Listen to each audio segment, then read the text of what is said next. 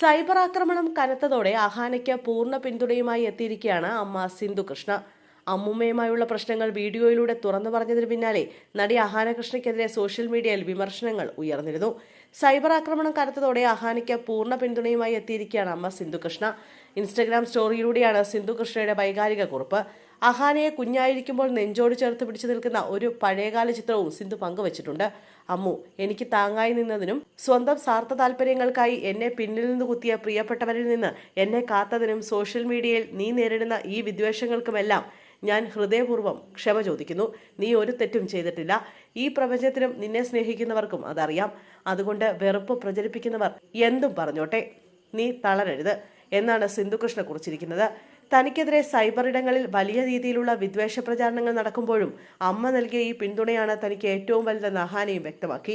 സിന്ധു കൃഷ്ണയുടെ Instagram story reshare ചെയ്തുകൊണ്ടാണ് എനിക്ക് ഇതാണ് പ്രധാനമെന്ന് അഹാന സ്വന്തം സ്റ്റോറിയിൽ കുറിച്ചത്.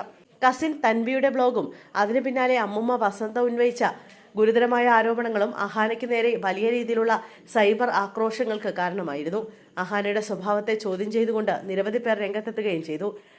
താൻ പങ്കുവച്ച വിശദീകരണ വീഡിയോ അഹാന ഇതിനോടകം തന്നെ പിൻവലിച്ചിട്ടുണ്ട്. തൻവിയും വീഡിയോകൾ നീക്കം ചെയ്യാമെന്ന് സമ്മതിച്ചിട്ടുണ്ടെന്നാണ് അഹാന വ്യക്തമാക്കിയത്.